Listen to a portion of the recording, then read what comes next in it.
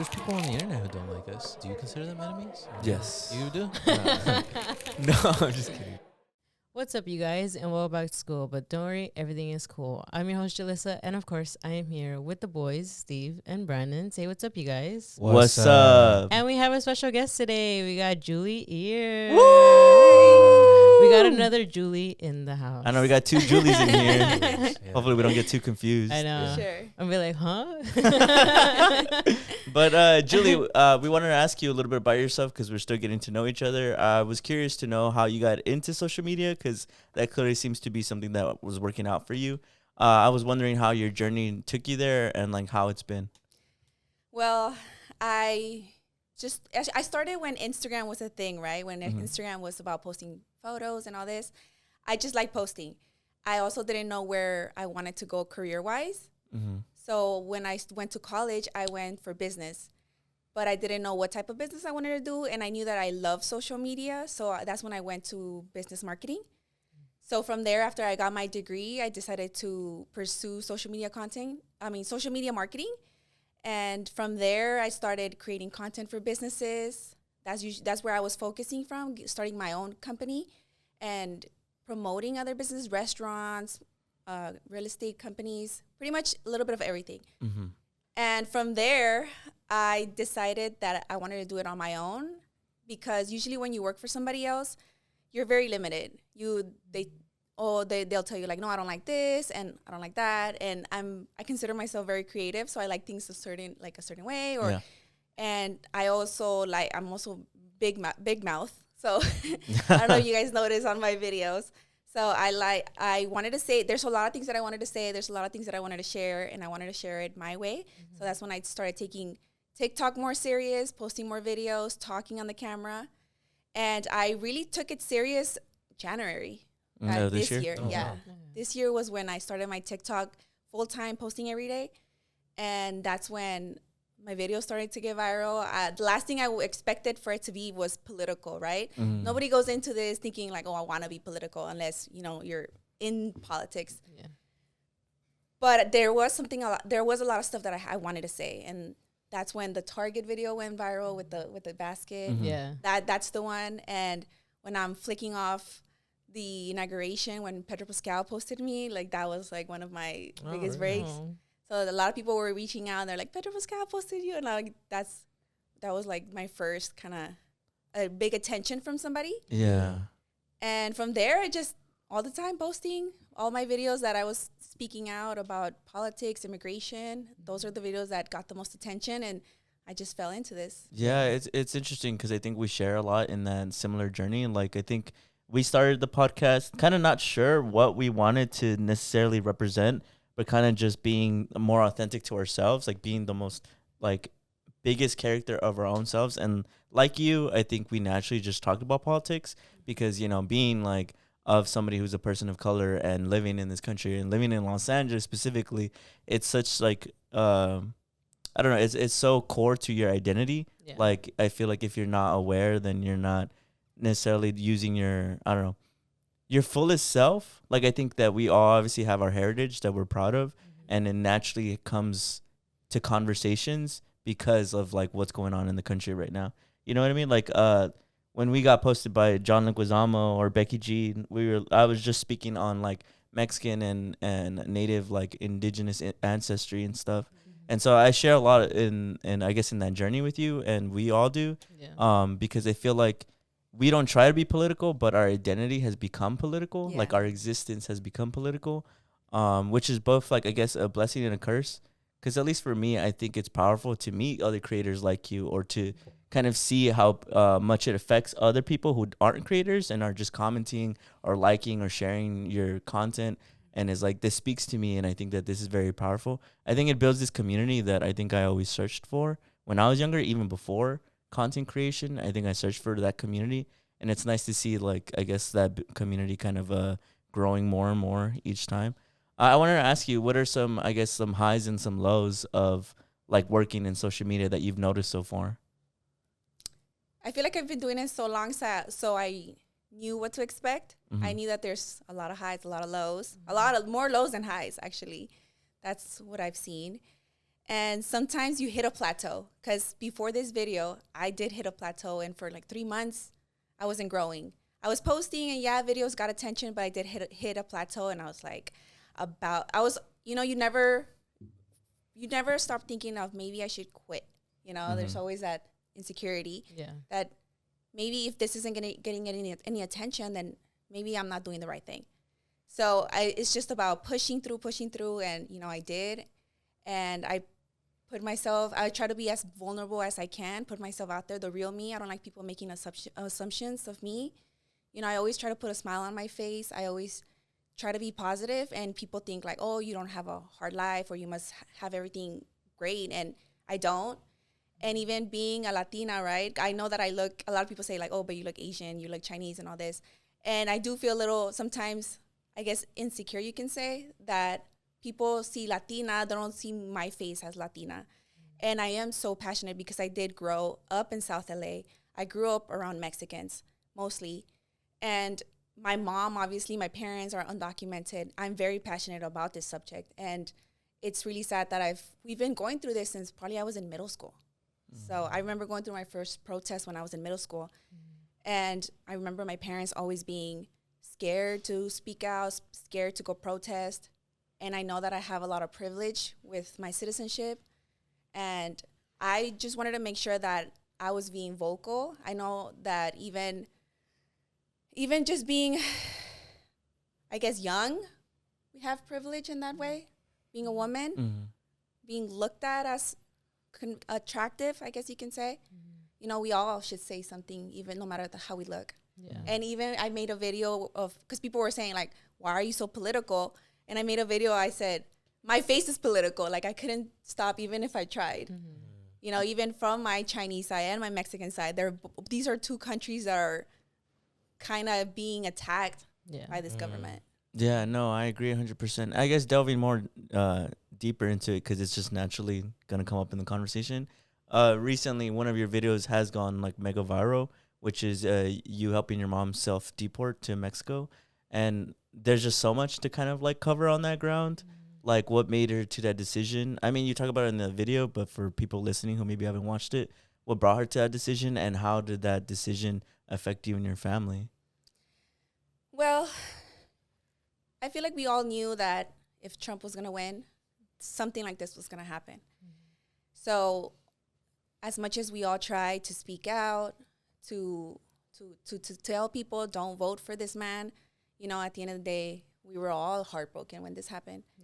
So once we started seeing all the protests, and then he started ramping up ICE raids in other states, I know a lot of people were saying like, oh, we're safe here in LA. I was like, no, we're not. Yeah, people kept saying that, No, we're not. Like I have family members, I've had friends, all of these people that I stopped talking to because of this, because they were all like, it's fine, we're safe here. Like, no, we're not. No, nobody's safe. And from there, my mom started seeing everything, and that's when she made the decision in February to start looking into moving out back there. Yeah. And from there, I thought that she was gonna cancel it last minute. Like change her mind. Yeah, I thought she was gonna change her mind, because she told me, but then she's always said stuff like that, like maybe I should just go to Mexico, and Mexican parents always joke around with stuff like that. Yeah. And I was like, okay, whatever, I'll see it. I'll believe it when I see it. So as the time got closer, little by little, I was like, oh, okay. She started cleaning her house. She started sending things out there, started to buy stuff out there. That's when it started hitting for me. And the last week, that's when things started happening. It just kind of fell at the perfect time with the ICE raids here on Friday. And I don't know, like it wasn't an easy decision, but I'm glad she made it on her own. I didn't want to tell her, like, because she asked us like, what do we think? But I was like, you make your decision, and we'll support you. Whatever decision you make, we'll support you from here. Yeah, because I think it's both. I guess it's bittersweet, because I think it's both powerful and sad, because I think that she clearly took back the power of like, I'm gonna make my own decisions about what happens to me, and instead of living in fear of at any moment I could be taken away. And then also I think obviously the ICE raids and stuff, and being arrested for being undocumented is dangerous, and Yeah. obviously the officers aren't exactly looking out for the people they're arresting. Yeah. So I understand that fear. So that's what I mean by it's like bittersweet. Yeah. Yeah. Well, no, I was just gonna say because I feel like, especially with everything currently going on, I think people don't understand that the way people are being treated is very harsh, and like even where they're placed, wherever they're taken, right? But I think there is something very powerful of what you and your family and your mom did to do that, because I think it also takes courage to go back, you know.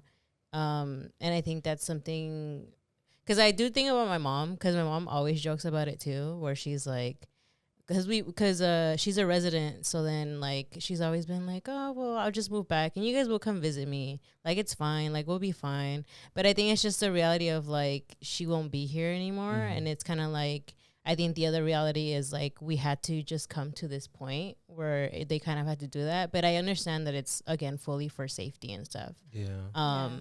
But I think in itself, it is still very powerful that, you know, she did that in her own terms. And she was like, you know what, like, I fear for my own safety, and I feel like I'd rather just go home. And that's completely okay. Like, I think that's fine. It does suck that that's where we're kind of getting to.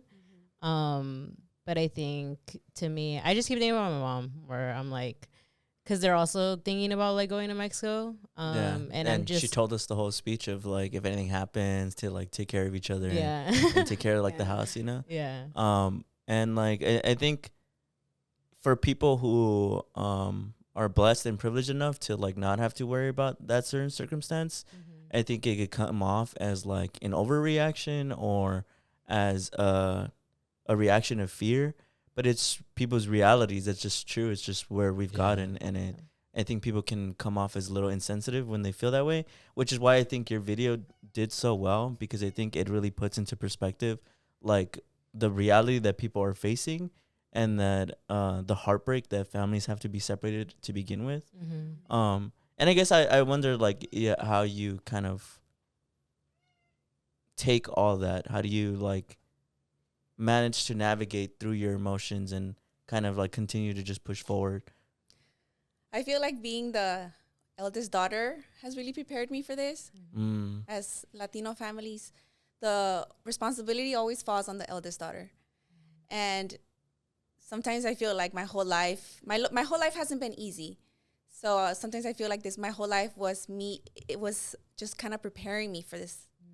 And I've done my own healing in my own, being alone in my own apartment, you know, being sad, mental health, everything that's been happening. You know, I feel like everybody's struggling through mental health through all this.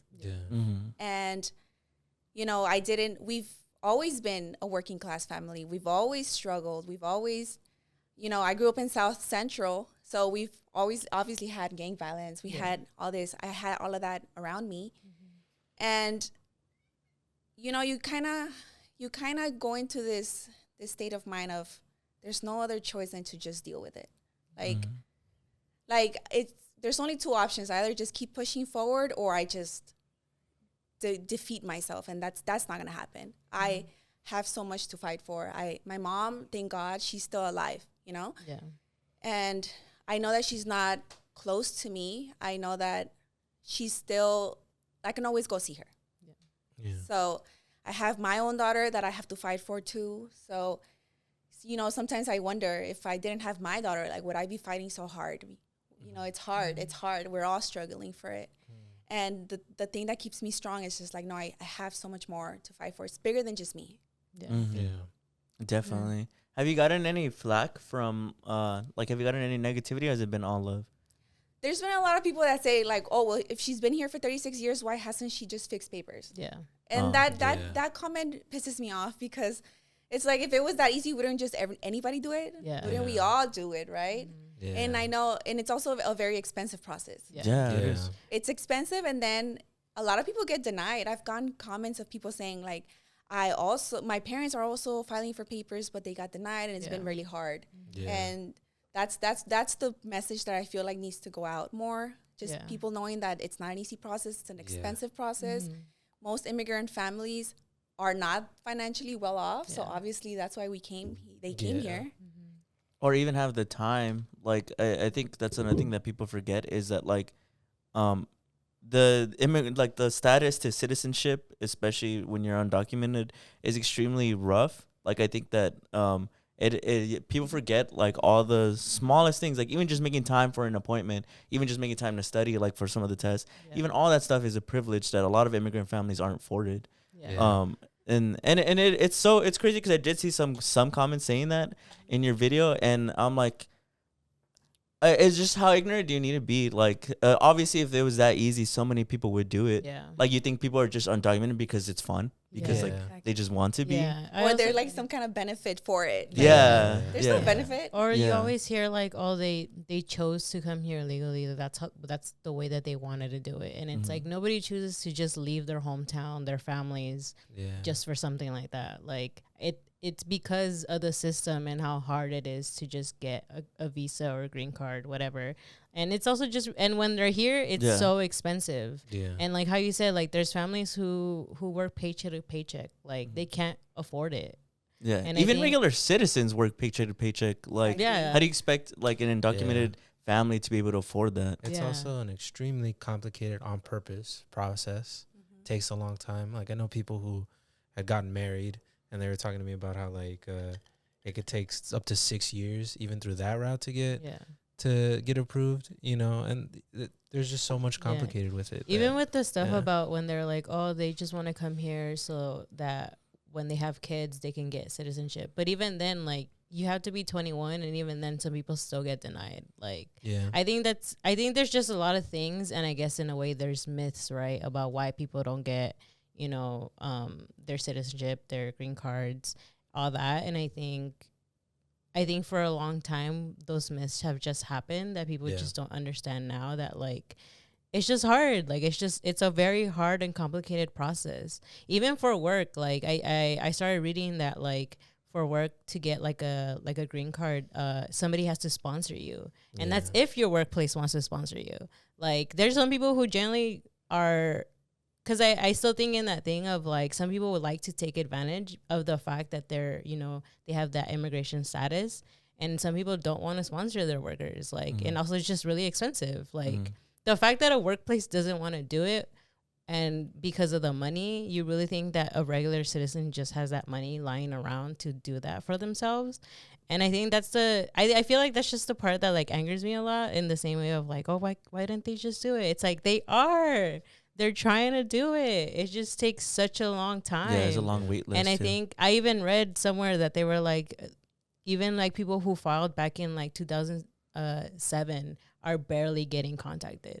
Like, Well, I it's don't just know if like- you remember yeah. this, but our grandma. Do you remember we Yeah. tried to make a grandma? And literally took. I remember literally being a kid when they started, and being basically a grown adult when it was finally like, oh, okay, like finally we can fly like a grandma from Mexico to the United States. yeah. And it's sad because it basically happened like towards the latter half of her life, and we had filed those papers. I literally remember being a kid.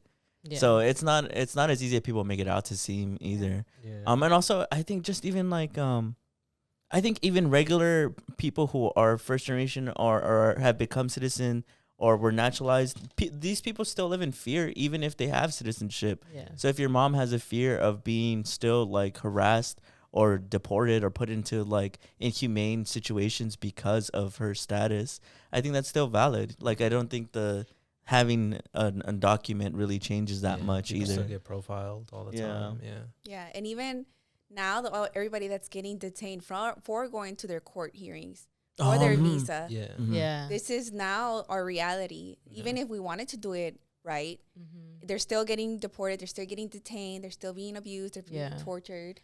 I still think that's insane about hearing people who are still getting, when they're going to their court and like to hear about like their visa and they're getting taken. Yeah. Well, it's such a like a twisted reality because well, you just hear about how people are being detained, right? And compared to how the media or the news or people like who are ignorant comment about people who are undocumented, they're always going after them at school or at work or going to their court hearings. You know, and I think that's so ironic considering that the media tries to paint it as like, oh, they're just here to mooch.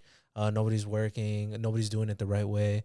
but they're targeting people in the places of work, of trying to better themselves. Yeah, like most of those yeah. videos are people literally working. Like Yeah. most People of the working videos of hard, immigrants. people going to schools to better themselves, people doing it the right way, so to speak. And that's where ICE targets them, you know, and that's such a twisted reality to me, Yeah. considering how they talk about it in the news, you know.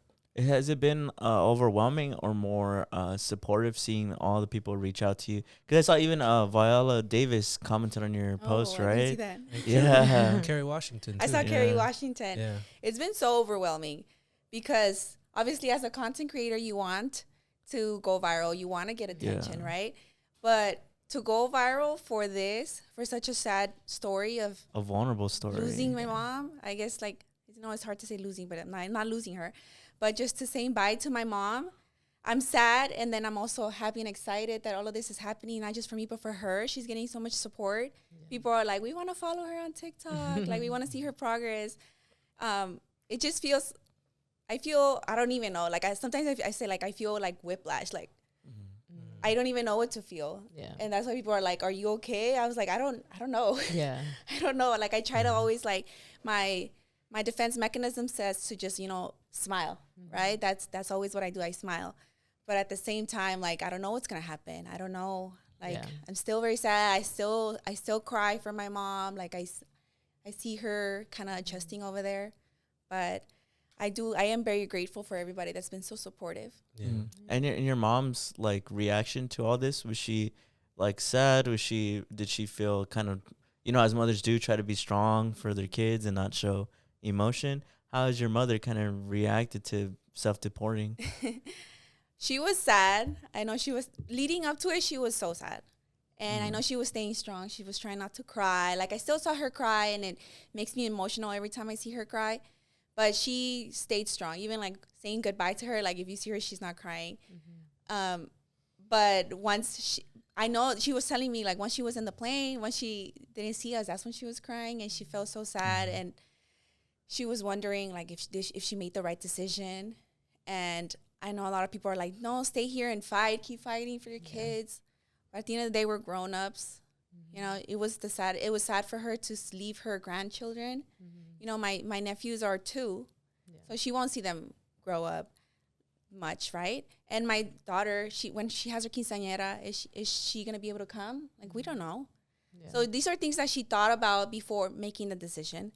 But now, seeing that she's getting so much attention, she's also very overwhelmed. She's like, I don't know, you know, like, you know, and then people, you know, she got people from that she knew that were kind of like telling her that she wasn't making the right decision.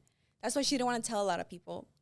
She had because I guess that's what I was wondering about too. Is like, I'm sure then there is some negativity that reaction to, because I think some people would think like, oh, you self-deported your mom, like how could you, or something. Like I think some people would think like, oh, I think because we've all been fed this like illusion. I don't know if I would go so far as to call it a lie. Maybe you guys can agree that it is a lie. But we've been fed this lie of like, obviously the United States is better than Mexico. So why would you ever want to send someone back to Mexico? But that's obviously, like I said, maybe a lie. You could say as far as a lie, because Mexico isn't all bad. The same way in the United States, there's some areas that are good and bad. Same thing with Mexico. I mean, from what I've seen from already your TikToks, it looks like she's in a very beautiful spot in Mexico, which is really cool. And so I was just wondering, like, how's you or your mom dealing with any negative reaction? We're not looking. We're not trying to give it attention. I get you. There's always going to be negativity. You know, as content creators, we know that negative comments are inevitable. Like, they're gonna come either way. So I already have thick skin. She has gotten comments from her people that she knows. You know, we don't know who's leaving these negative comments. They usually have no profile picture, their username 1 2 3 4 5, right? Yeah. We don't know who's saying these comments. So I was like, probably whatever. Bots. Yeah, like brush it off. But she has gotten negative comments from people that she does know. And you know, it's hard. You can't tell everybody the same story, right? That's why I guess it was so important for me to put it on social media, to tell in the masses her story and be in charge of her narrative. That was very important to me. And to see what people are going through, because even though it feels very lonely when you make that decision, there's so many families that are also going through that. Yeah. And no matter how sad we may feel, I still feel like a lot of people that are saying, like, thank you so much for sharing this. Like, I really needed to hear this. That keeps me so strong. The positive comments will always overweigh. How do you say, like, outweigh the positive comments will always outweigh the bad for me, I guess, for me mostly. I know that some people are the opposite. Yeah, for sure. Yeah. I think, again, like, I feel like the powerful side of it all is that I'm sure, especially the way everything is, that some families are sort of contemplating that. And I think you shedding some light on, like, sort of even the little bit of the process, I think maybe probably can take away that fear. And I think, again, like, I know a lot of people would see it as, like, oh, you guys were defeated and, like, she had to go, like, back. But I feel like there is something powerful in you guys, and especially in her making that decision on herself. Because I feel like I'm sure that a lot of families are like, I think I want to do it. It's just like they're scared. Yeah. And I think you shedding that light is something really great to like see.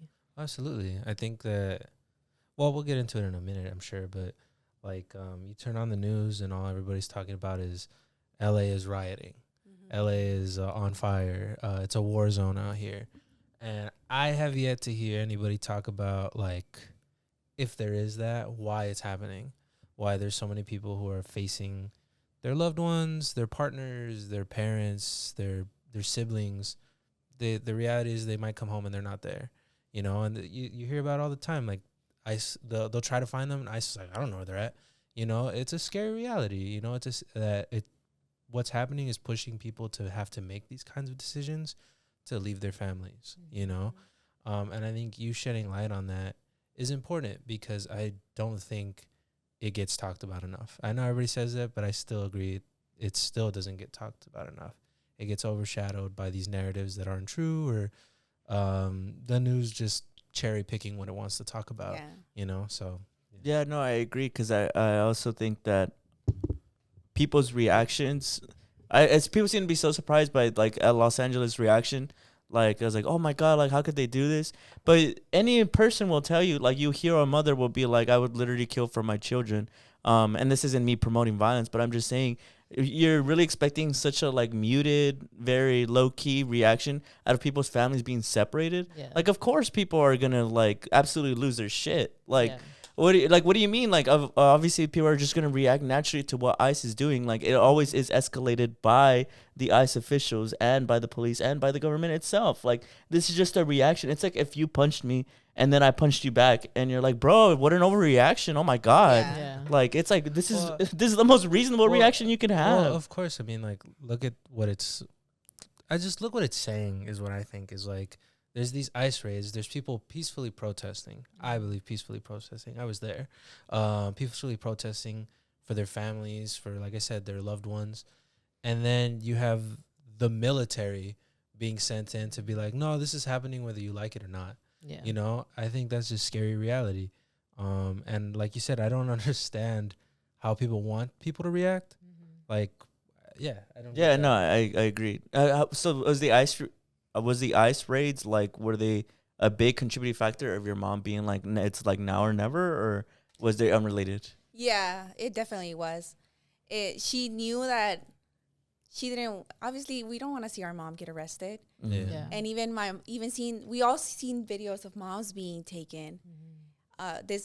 We saw all these videos of, you know, there's nothing that the kids can do when your mom's being taken, and you hear in their voice when they're crying, like, "Amma," like that breaks my heart. Yeah. And no matter how heartbroken I am now, like, to see my mom be taken away by ICE, that would break my heart. And even my sister was like, Mom, if you wouldn't have left and if that would have happened to us, like, I would have gone to jail. Like, I would have fight. Like, I don't know what, you know, obviously we can't. Yeah. We're not promoting violence. Yeah. But you don't know what you're going to do when your mom's being taken. Yeah, of course. She's older. Like, she's not old. She's older. Yeah. And, you know, she's not the youngest. Like, if we get hit, if we get pushed around, we'll be fine. But I don't know what's going to happen to her. She has a bad back. She has diabetes. You know, I have to make sure that she's good. And Yeah. it breaks my heart for everybody that is going through that. Yeah. Yeah, You because see- sorry, you I go was ahead. gonna say like how you're saying. You see how ICE is detaining people. Like just the other day, they crashed into a car I to saw arrest that. somebody. You know, or the containment centers, the conditions that people are held in. You know, it's terrifying. Yeah, I was just saying, like, of course, like, I'm telling you, like, how would you react to your family literally being separated? Like, people would hear what you just said, and some people would, like, pretend to be shocked or actually shocked. Like, how are you shocked? Yeah. Literally, imagine your family being separated, being ripped away from each other. You wouldn't react in, like, I in know. any aggressive or even Look at- reactive Yeah. way. Look how people reacted to being told to wear a mask, but Yeah, exactly. But like, oh, your family's gonna be separated, and like, what? You're like, come on, bro, just calm down. I know, right? Like how Uh-huh. condescending that Yeah. is, you know? It just goes to show you, yeah, it's like an impressive narrative that they Yeah. continue to try to push on you. Yeah. That like this seems to be such an overreaction when really it's just showing you that Los Angeles does not welcome ICE. ICE is not welcomed here. Yeah. I don't know, but I guess just moving on more since we are just basically talking about it now. Yeah. What was your reaction to the ICE raids and the protests that have been going on over the past week? Like, how did your family react and how did you react? Well, I mentioned my stepdad is also undocumented, so we're also scared for him too. Yeah. So he's at home, not being able to work. You know, these are people that have been working all their life, Yeah. most days, and for him to be at home not doing anything, I know it's depressing. I know it's sad. Like, he doesn't even know what to do, and sometimes all they do is just watch the news. Yeah. And that's the worst thing that any of us can do, is just watch the news all day. You know, stay Yeah. updated, but to be watching them, also being fed that there's riots out there, there's Yeah. violence when there isn't. And that when I was dropping off my mom, I knew that there was all these protests happening, and I did feel bad because I was like, I'm over here with my mom, which I have to be, and I want to be here. But then I also was like, is there something that I should be doing back home? Should I be doing more? And you always, I try to fight it, but there's always that guilt, like maybe I should be doing more. Yeah. And Yeah. no matter how much I speak up about the subject and how much we all push other content creators to talk about the subject, I still feel guilty, like maybe I should be doing more. Yeah. And I always want to do more. 100%. Yeah, that's how I felt because the way we obviously record our podcast is we record like a week ahead, and I've just been thinking like, damn, like I feel like I wish we could just like immediately put something out, or Yeah. but even then it would feel like not enough in some ways, and Yeah. it obviously is like I think everybody working together makes an impact. Yeah. But I think I can't escape, and I'm sure you can relate. I can't escape that feeling of guilt of like I just feel like there should be more that I could do. Like Yeah. like Brandon, like I went to the protest, and even then it didn't feel like that was necessarily enough. It felt like I don't know, like there's just what can I do to change it? And this isn't like me trying to be, I guess, a pessimist. It's just more of like I feel that guilt too, and I think a Yeah. lot of people do. I think well, because when I was watching the news, I feel like for sure the thing that angered me the most was the fact that they kept shedding this light that the protesters were really evil and bad Yeah. people,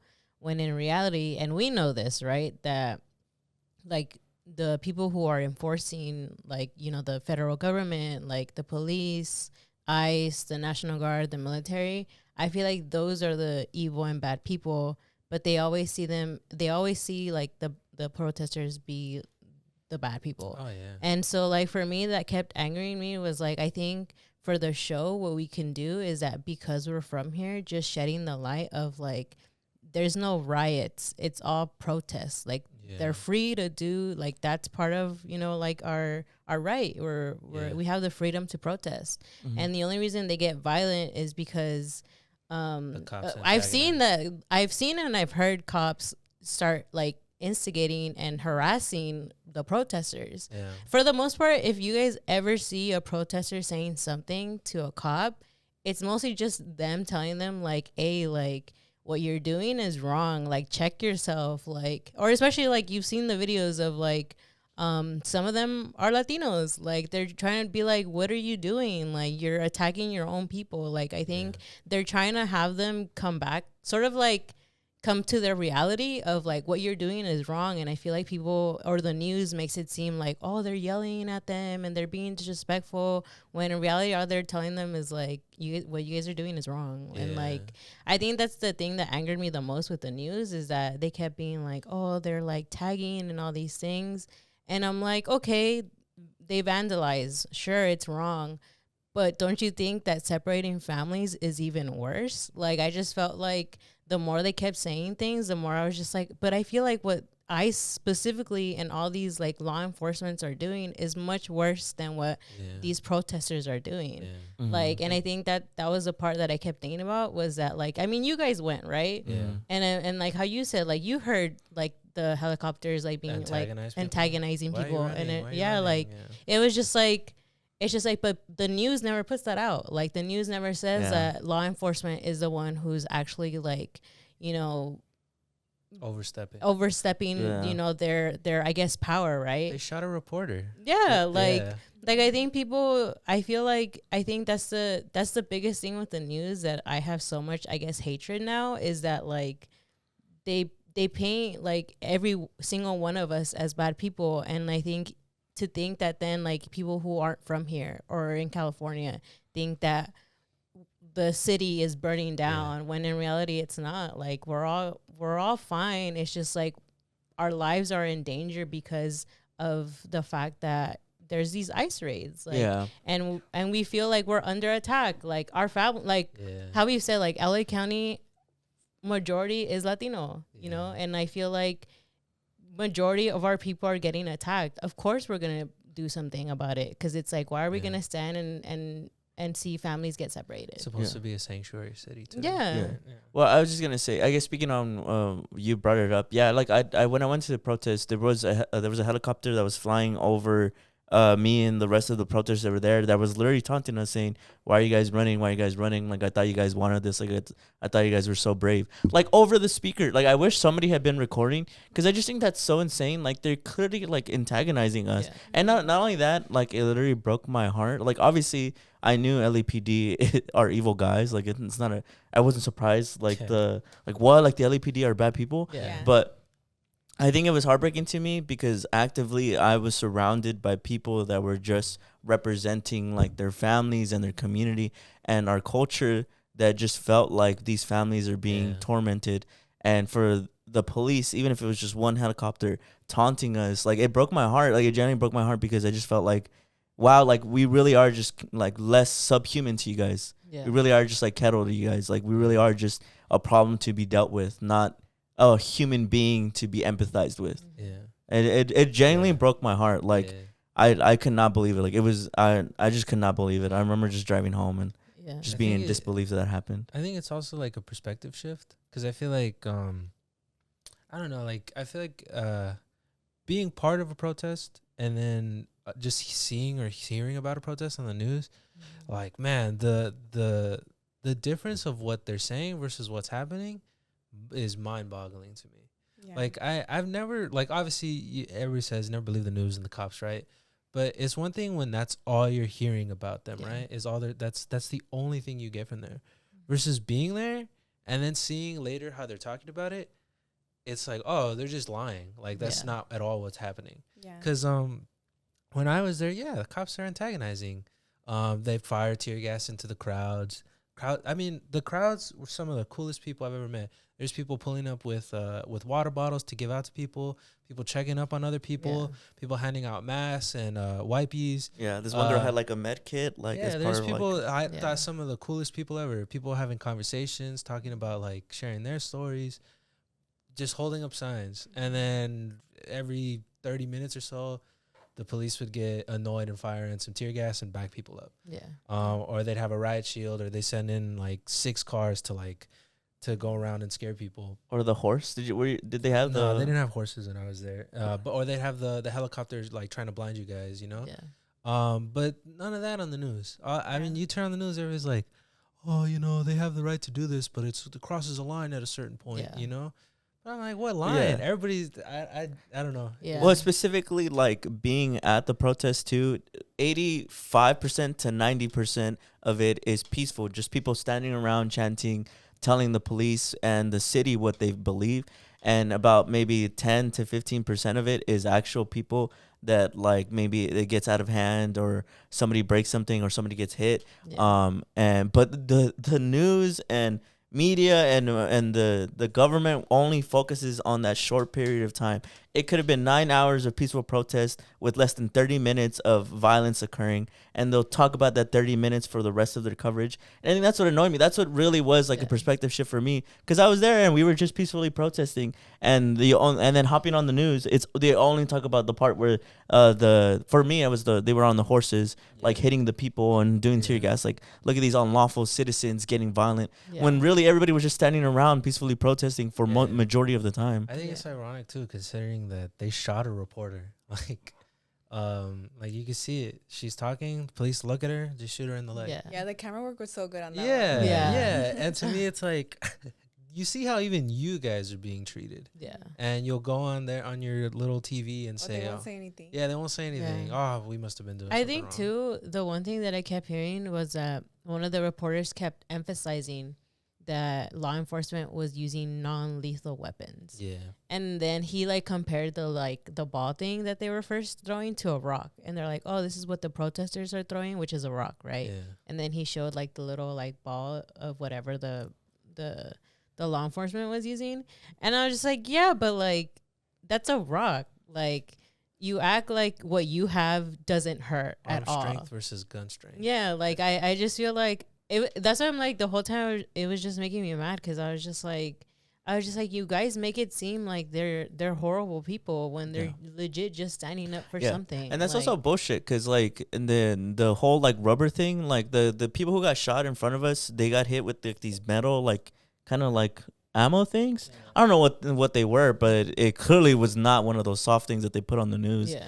And also, I mean, you guys can call me paranoid if maybe I am, but the U.S. government has a history of infiltrating grassroots movements, and a lot of the people that I felt like were there who were antagonizing the police felt like they were undercover federal agents. Yeah. And I mean, you guys can call me paranoid if you want, but I swear they stuck out like a sore thumb. Also, like another thing that I feel like they gloss over is there's a lot of people there, and you're shooting painful, dangerous chemicals at them. People are going to start running and stampeding. You know, like I was there, I saw this poor girl. She got hit with it really bad, the tear gas. And obviously people don't want to get hit with that, so they run away. People can get trampled and hurt and stampeded. And these are the police. They're supposed to think about that and know about that. But they want to be all, we're the victims actually.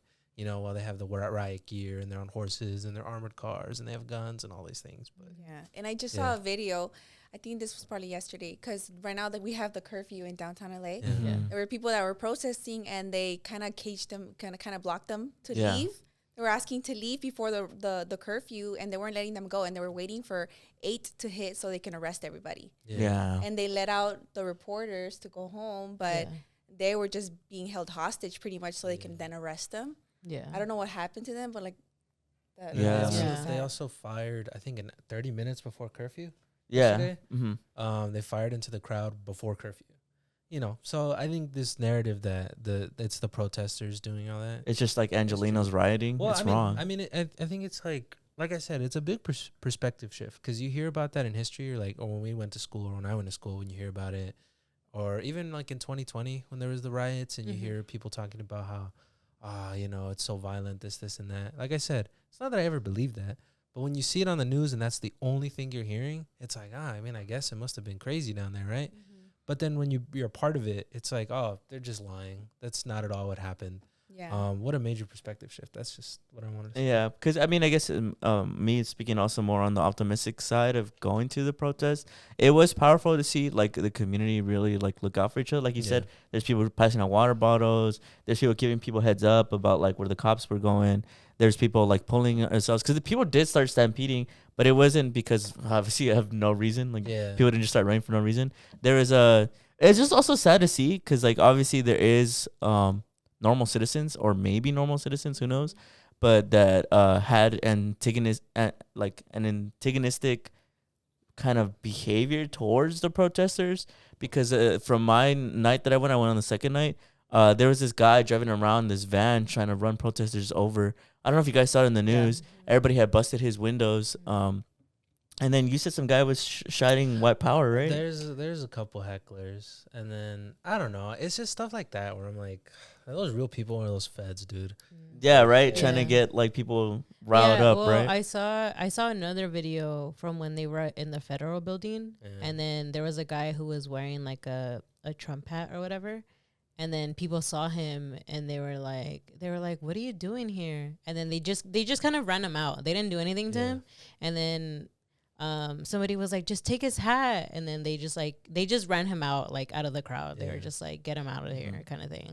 What do you guys feel about like people giving criticisms about waving the Mexican flag? Have you guys seen that? Yeah. I feel like we have to start taking the narrative back, because the news will always focus on the bad things. Yeah. But us as content creators, sometimes we get more views than the news. Yeah, And 100%. So I feel like giving too much light on these things, like the whole chat about the flag, like why are we talking about a piece of cloth where there's so much more happening than what is happening? Even if everybody had an American flag, they're still going to turn it around on us, no matter what we do. I also 100%.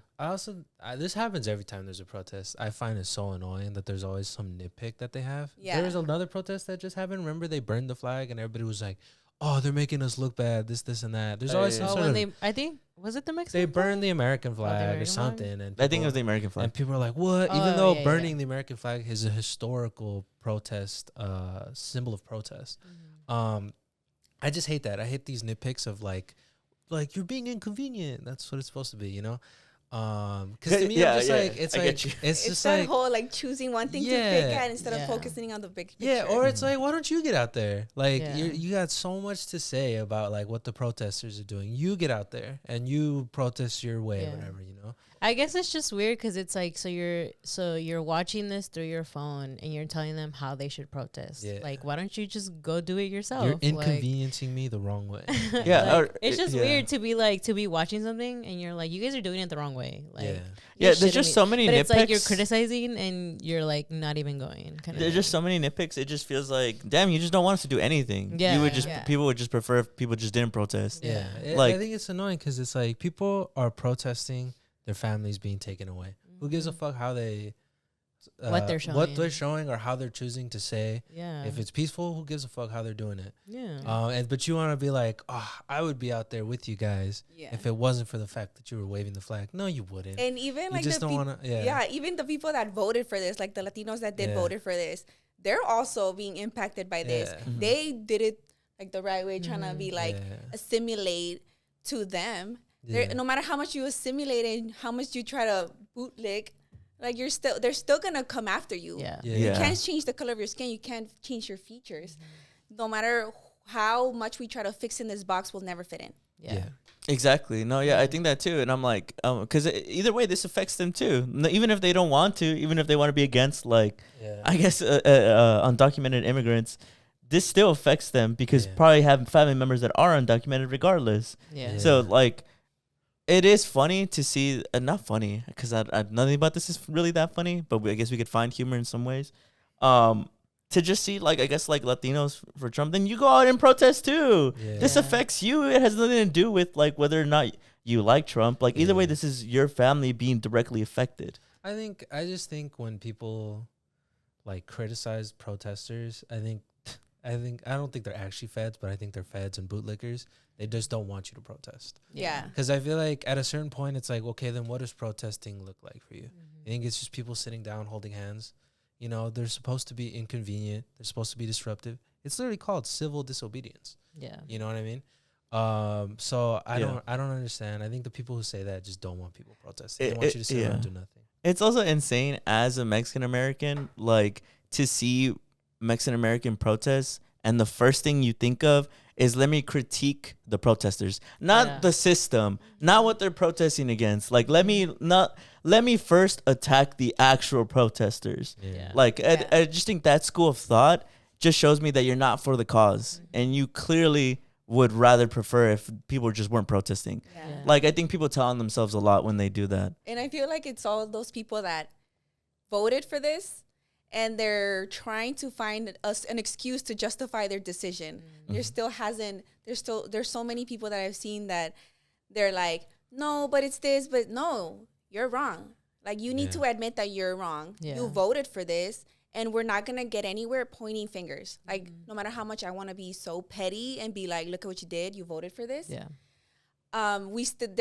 We're not getting anywhere pointing fingers.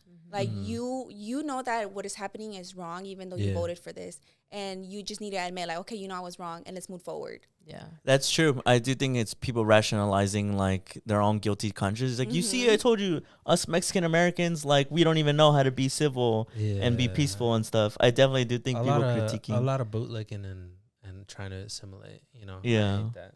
Yeah, that's basically what it is. Or even like moving the Waymos that were on fire. You know, did you see that? Yeah. I liked somebody saying that it's actually a really and then, like, again, I'm not advocating violence, but for people who did do that, obviously Waymos are driven by just computers. Yeah. There's no actual people who lose their jobs Yeah. by Waymos.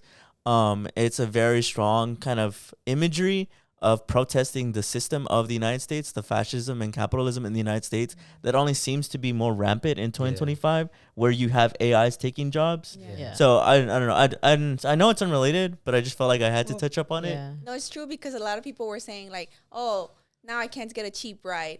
I'm sorry, because you're inconvenienced. There's families that are being inconvenienced every day, every single day, in whatever way. I'm sorry you couldn't get a ride. Like, no, your $8 ride is not gonna make a difference. Yeah, well, some people can't see their mom anymore. So. Exactly. I also wanted to bring up that I was watching this video a long time ago about do you remember when when Luigi killed the CEO and people talked about you mean that CEO attacked him and he defended himself? Yeah, when people talked about that and somebody had brought up that they find it peculiar that, you know, companies denying life-saving treatment for a little bit of money, how that's not talked about as a form of violence. Because if they had just granted it, that person might have lived, right?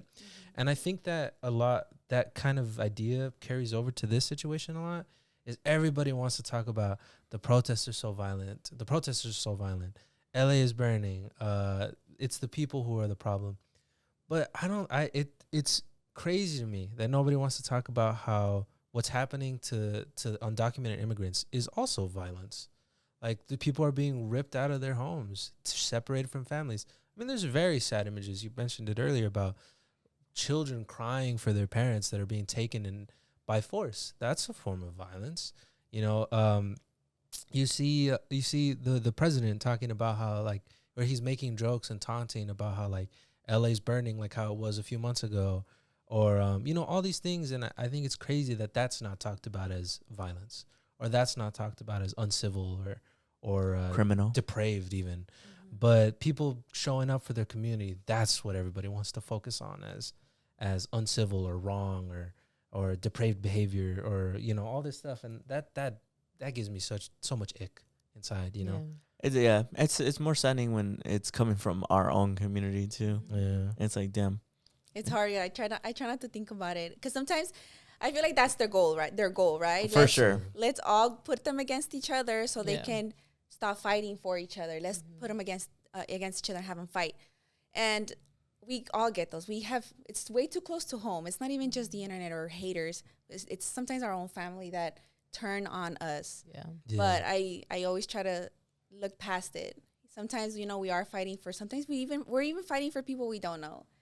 And we have our own family fighting against us. But I've just tried to stay positive. I was like, no, I'm not going to stop just because you're trying to go against me, even if we're blood. Yeah. I agree 100%. No, I think just personally that, I don't know, I think if it's the part of me that has just always cared about people, where I'm just like, if like my own family member is like, no, you shouldn't be doing this, but I'm like, I just feel like it's just so wrong. Like, how can we live in a world where we're seeing all these things and not say anything about it or like do anything about it? Like, I don't know. I think to me, it's just like, I just care too much about people and just like the things that people are going through, the things that kids are going through, that I feel like is going to traumatize them, like, for, I don't know how, like, life, I would say, but like, I just feel like, how can you not care at all? Like, I think that's the part that like always, like, I guess mind blows me a little bit of people who are like, you shouldn't be doing this. Like,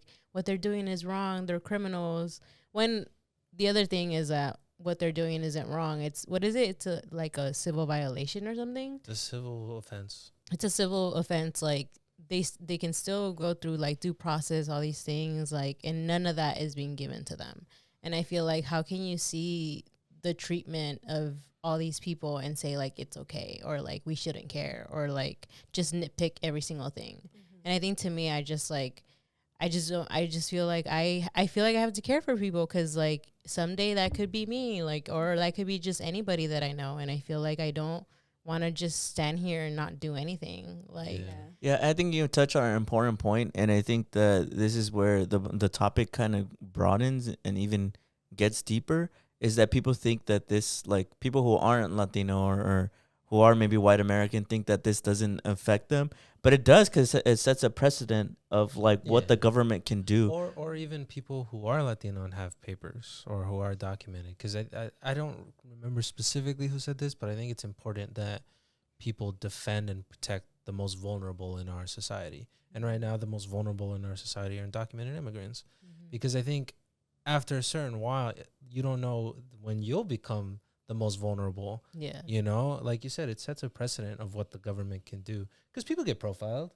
It's happened. Yeah. It's in the news where people have had documents and have been taken by ICE. It's just being profiled, you know? And legal Mexican citizens have been deported. We've talked about this before. What is it? Gilmore?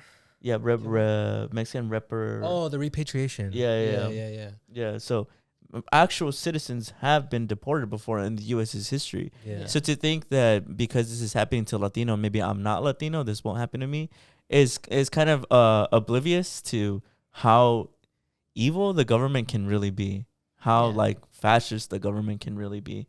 So yeah, 100%. I think that this reaches even beyond like Latinos or even having papers. Yeah. So I agree 100%. But kind of, I guess, pushing the conversation forward a little bit more. One thing that we did have in common that I thought was really interesting is that you're half Mexican, half Chinese, right? Yes.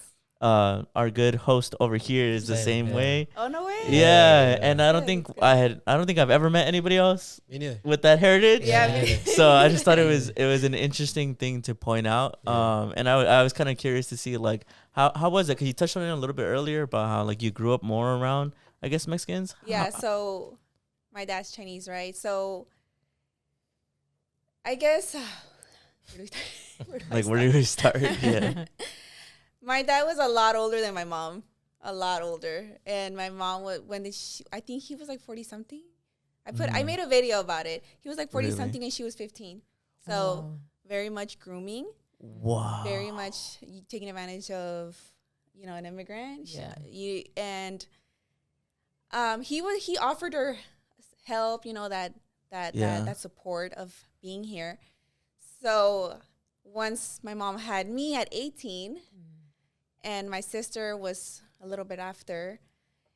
After a while, obviously it didn't work out. Like how much can it really work out? Yeah. How much can they have in common? Yeah.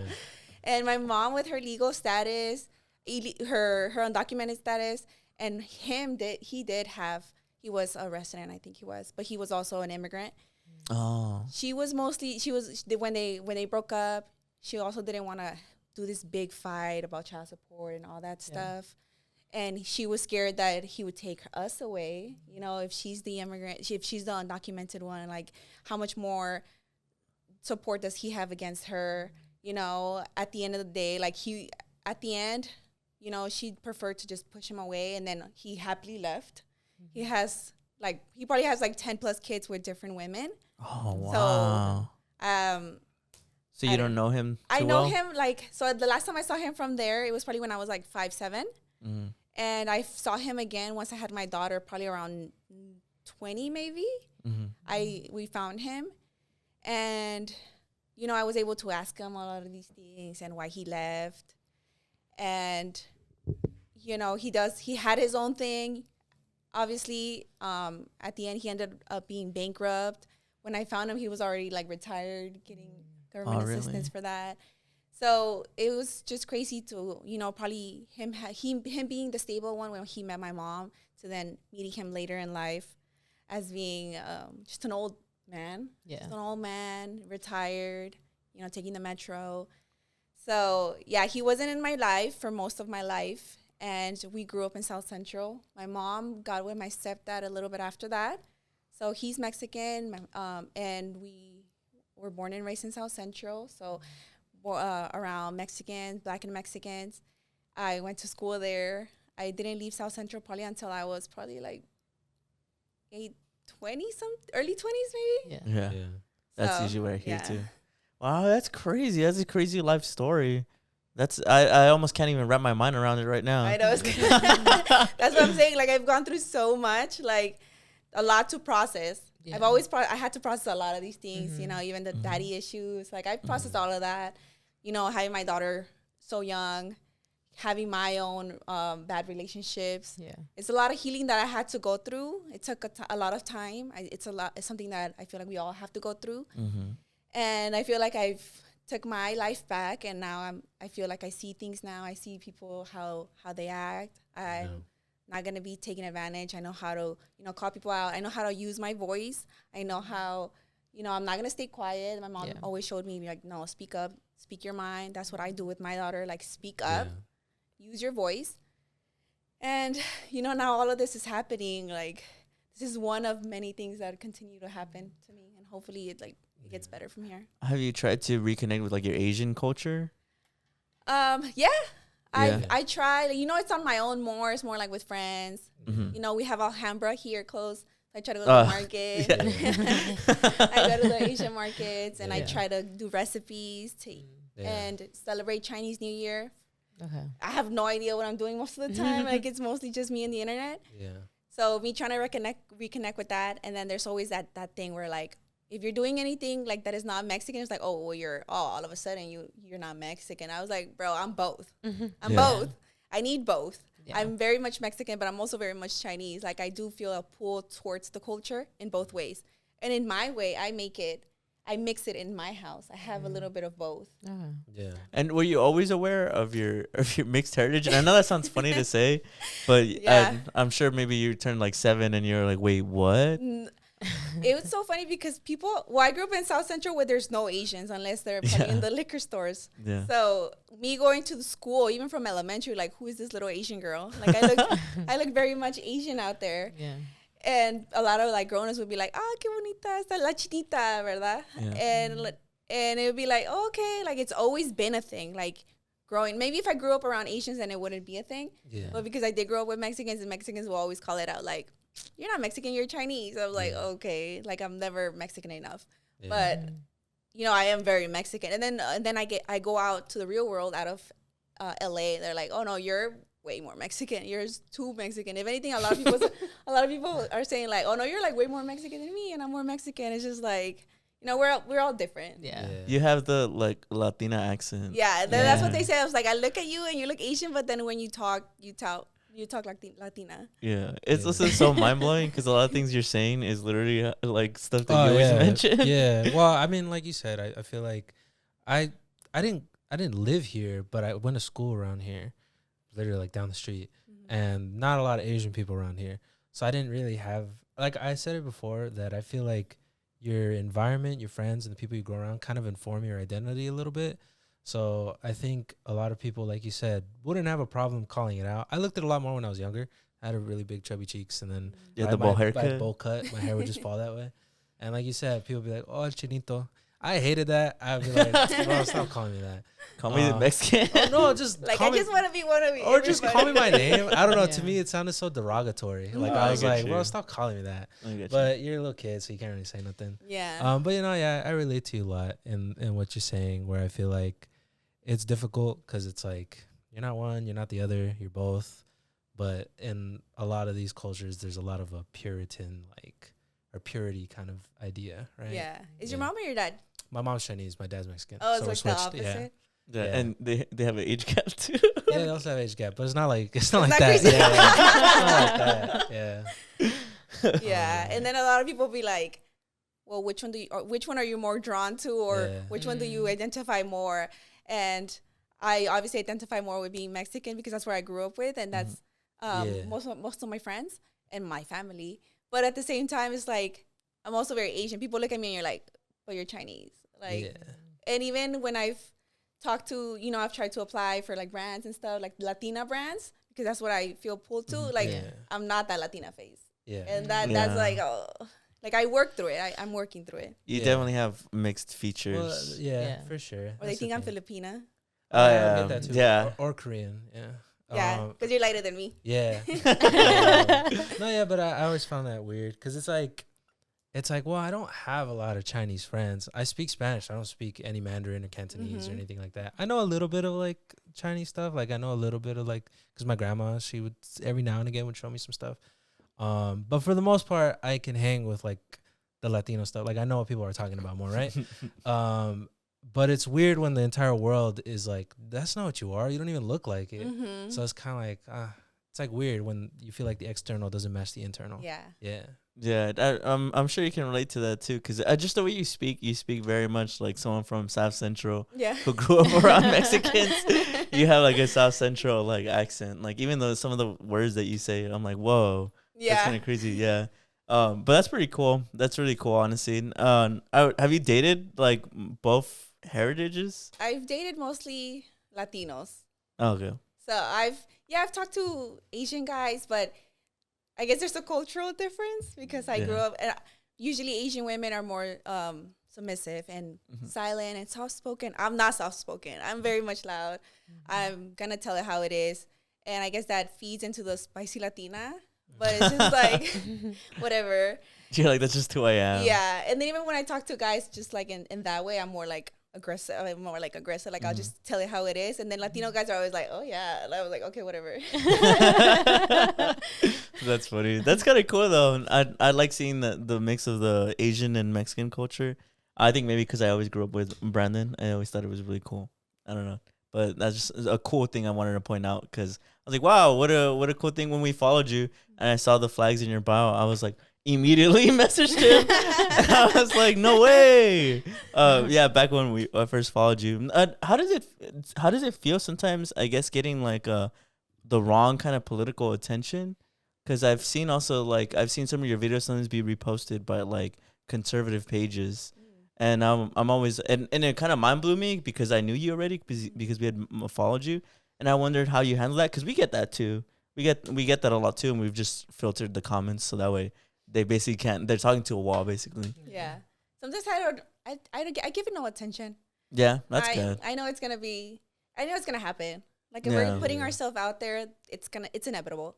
So I really don't care for it. I have pretty thick skin. Yeah, very strong. Like, have you ever been bullied in person? Like, I've been bullied all my life. Like, you can't bully me online. Like, there's nothing you can do. Have you ever been punched in the face? Like, because I have. Like, your little comment does nothing to me. Yeah, like you just turn off your phone. Yeah, exactly. No, I get block you. them. Yeah. But I guess I will go ahead and start wrapping up the show already. But it's been a beautiful episode. I wanted to ask if is there anything else on your mind that maybe you wanted to say or speak on, and it's okay if there's not. But I was just wondering.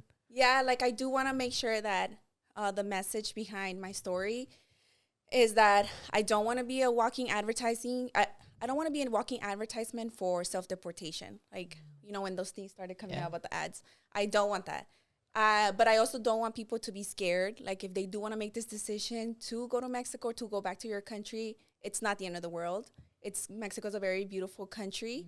I love it. Like, honestly, I wish I could live out there. Like, I would love to live out there. And, it's not the end of the world. We are Mexican, not Mexicans. Yeah. So it's beautiful out there. The people are so amazing. Every time I go there, I'm so welcome. I always feel welcome. Like, they know that I'm something else that I'm, so. But everybody's so nice. Like, I've never encountered anything out there. I know there's always a case. And it's honestly just like growing up in South Central. Like, if you don't look for trouble, trouble's not going to find you. Yeah. Well said. Yeah. Very well said. But that's that was really well said too. Because I think, some people would, I mean, I was just talking about conservatives. I think some people would be like, you see guys, like you guys should all just leave and go back home. But that's clearly not the message. It's more of like a reaction to the fear and reality and taking back that power, Yeah. So I think it's very inspiring, and I completely understand. I saw it right when you posted it, and I knew immediately like this is gonna go mega viral. I already know. Yeah, but it was very powerful, very bittersweet, and Yeah. I appreciate you a lot for sharing your story with us and being vulnerable and Yeah. talking us through everything. Thank you Yeah. for showing up and talking to us. You exude a lot of strength and a lot of power, and I appreciate that. And for you sharing your story, because I think it's important to hear right now. Yeah. I'm very grateful that you came here. It's nice to get more feminine energy in here. We don't bring enough. No. Me and Brandon. No. Mm-mm. I try to put No, my guard down. Well, I just feel like it's nice to see, more powerful women. And I get that, like, getting vulnerable is really hard, especially in these times when, like, we feel like we need to be strong. And I think you opening that up and us seeing that vulnerability is very beautiful and powerful. Like, again, I think for sure it made me think about other stuff and preparing just for whatever. And I think that's something just great to have. Yeah.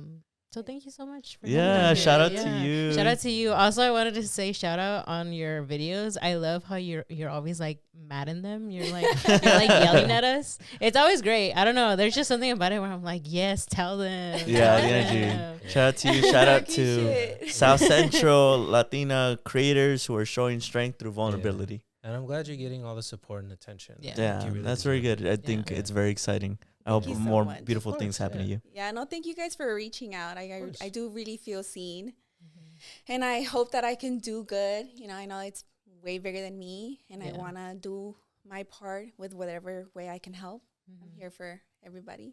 Wow, beautiful. Well Love it. said. But before we Before go, we send everybody off, I got to do a shout out to all our patrons. Shout out to Yoel, Ila Quinteros, Steven Carvajal, Altadena Will Rebuild, and Diana Lara.